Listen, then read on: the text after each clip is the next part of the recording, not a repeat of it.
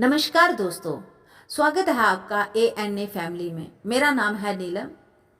आशा करती हूँ कि आज की स्टोरी आपको अच्छी लगेगी। चलिए आइए स्टार्ट करते हैं। रात के अंधेरे में सीमा की सिसकियाँ हर किसी को सुनाई दे रही थी, पर कोई कहने सुनने वाला नहीं था। आज फिर अनिल ने सीमा पर हाथ उठाया और ससुराल में ऐसा कोई नहीं था जो सीमा के दर्द को समझ सके। सीमा का बहवा अनिल से 7 महीने पहले ही हुआ था। ससुराल में सास कमला जी, ससुर ईश्वर लाल जी और देवर सुनील है। कुल मिलाकर 5 लोग हैं परिवार में, पर सीमा की हैसियत किसी नौकरानी से कम नहीं। और ये बात उसे शादी के दूसरे दिन ही पता चल गई थी। नई नई दुल्हन थी तो जाहिर सी बात है उसे घर के सिस्टम पता नहीं थे।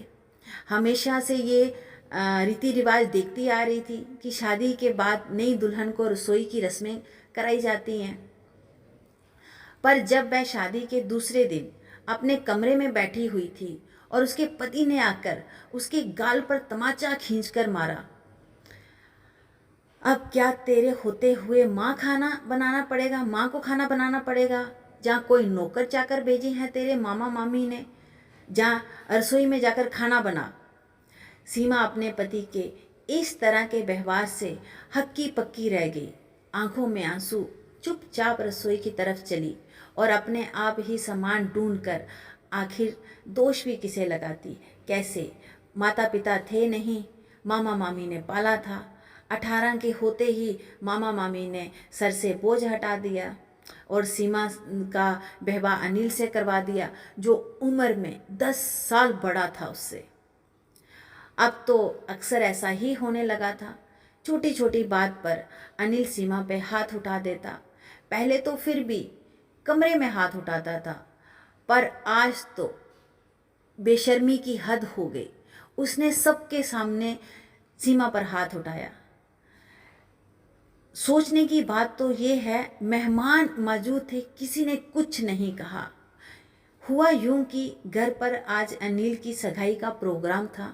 सारा प्रोग्राम हो जाने के बाद जब सुनील के ससुराल वाले अपने घर रवाना हो गए, उस समय शगुन में आए हुए सामान को सीमा की सास ने सीमा को अंदर कमरे में ले जाकर रखने के लिए कहा। उसी समय ईश्वर लाल जी ने सीमा से मेहमानों के लिए चाय बनाने को कहा। सो सीमा अब चाय बनाने चली गई पहले। बस इसी बात का उसकी सास ने तांडव बना दिया। अनिल इसी बात पर सीमा पर चिल्ला पड़ा, माँ ने इतनी देर पहले तुम्हें सामान रखने के लिए कहा था, तुम्हें सुनाई नहीं देता? जी, वो पिताजी ने चाय के लिए कह दिया था तो मैं चाय बनाने चली गई। जुबान लड़ाती हो मुझसे? अनिल ने आओ देखा ना ताओ देखा सीमा के गाल पर खींच कर थप्पड़ लगा दिया। आज के बाद जुबान लड़ाने से पहले सोच लेना, कोई चूड़ी पहन के नहीं बैठा हूँ मैं। कमला जी ने भी बहती गंगा में हाथ धो डाले। मेरी तो किस्मत ही खराब है जो ऐसी लड़की पल्ले पड़ी है। तू तो ये सोचना मत कि मैं कमज़ोर हूँ। 2 बेटे हैं मेरे पास, क्योंकि उन्होंने चूड़ी नहीं पहन रखी है। यूँ तो इस तरह की हरकत करेगी बै तुझे छोड़ देंगे। अब तेरे खड़े खड़े क्या मनुष्यत फैला रही है, जा काम कर जाकर। आंखों में आंसू लिए चुपचाप अपने कमरे में चली गई। आज पूरी रात उसे नींद नहीं आई। दूसरे दिन जब वह कमरे के बाहर आई तो उसे देखकर सास फिर चिल्लाने लगी, अरे मनहूस लड़की, ये क्या हरकत करी है तूने? जरा सी शर्म नहीं है तुझे? अरे माँ, क्यों सुबह सुबह चिल्ला रही हो? नींद खराब कर दी? क्या हो गया? अरे क्या हो गया, क्या पूछ रहा है? देख तेरी पत्नी ने क्या हरकत की है। जब उसने सीमा की तरफ देखा तो सीमा ने चूड़ी उतार दी थी और उसके हाथ बिल्कुल खाली थे। अनिल देखकर आग बबूला हो गया। जैसे ही उसने सीमा को मारने के लिए हाथ, बस बहुत हो गया, बहुत बर्दाश्त कर लिया मैंने। अब एक बार भी मुझ पर हाथ उठाया ना तो मेरा भी हाथ उठ जाएगा। अपने पति से जुबान लड़ाती है, तुझे शर्म नहीं आती है? ये चूड़ी तो सुहाग की निशानी होती है, तेरे पति तो जिंदा है, इसे उतार में क्यों फेंका बाहर? कमला जी चिल्लाने शुरू हो गई।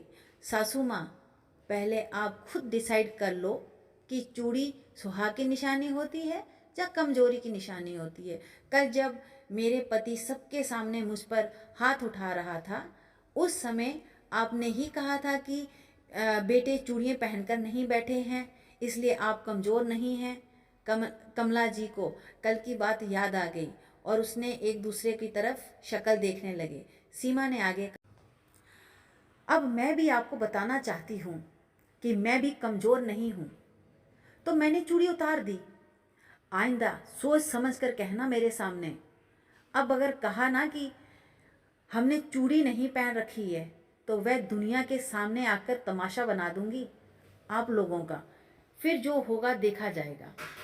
अपने बहू का ऐसा रुद्र रूप देखकर घर के सभी लोग हैरान थे।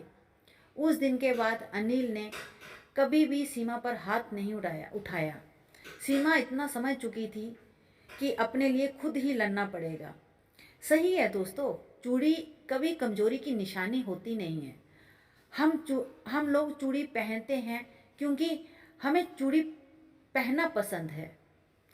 आशा करती हूँ कि आपको ये छोटी सी स्टोरी अच्छी लगी होगी। अगर अच्छी लगी हो तो प्लीज़ मेरे चैनल को सब्सक्राइब और लाइक कर दीजिए।